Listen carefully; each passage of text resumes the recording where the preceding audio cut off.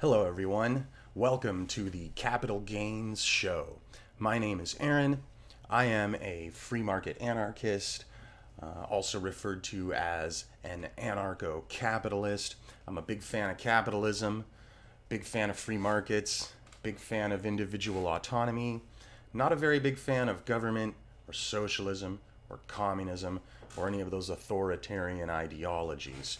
Why did I start this channel? I started this channel to defend individual autonomy, free markets, private property rights. I've noticed that on the internet lately, especially among the younger crowd, there is a big push towards socialism, towards leftism, towards collectivism, and a lot of criticism of capitalism. It's getting a bad rap.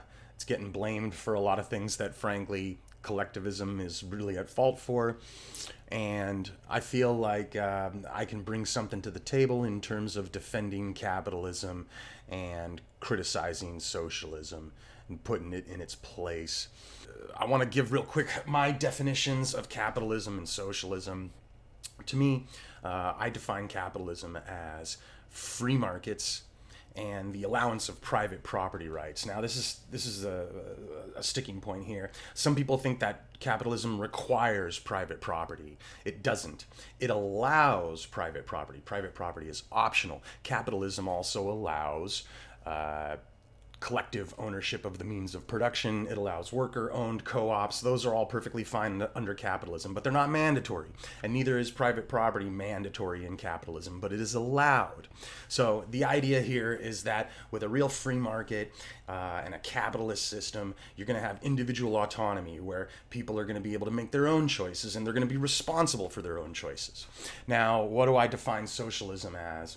I define socialism as a mandatory worker-owned system for the means of production. All the businesses have to be worker-owned under penalty of gulag.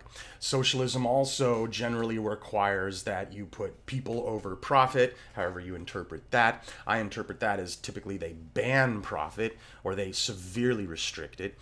Also, socialism has democracy in the workplace. Different socialist strains seem to advocate democracy differently. Sometimes they want it on a macro level. Sometimes they want it on a micro level. For example, I know a lot of libertarian socialists give lip service to free markets on a macro scale, and they just want democracy contained within each individual workplace. Well, that's not a big deal. I'm more of an opponent of macro democracy, where they want democracy for a big centralized economic plan. If you got a lot of little democracies operating within a larger market framework, to me that's kind of a little more capitalist. But hey, I'm still down to criticize libertarian socialism just as much as I am to criticize authoritarian socialism. Why am I taking this plunge here? What do I bring to the table? I'm in my 40s. I have been thinking about, discussing, talking about, debating, arguing about these concepts for quite some time. I've been doing a lot of it on message boards, on internet forums where the mode of exchange is the typed and written word.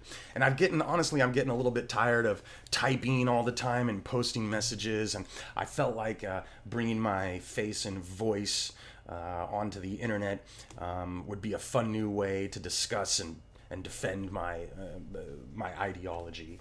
I've noticed that on YouTube there's a lot of popular channels that are pro-socialism, that criticize capitalism. They get over 100,000 subscribers, they get hundreds of thousands of views. Meanwhile, on most of the forums that I go on, where I'm typing and posting messages with my keyboard, how many people see it? Maybe 100 people, maybe 1,000 people.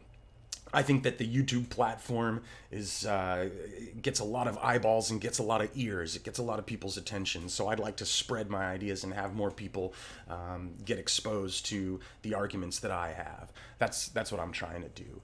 I want to basically give a lot of monologues in defense of capitalism, and I also want to pick fights and debates with socialists, both the libertarian socialists and the authoritarian socialists.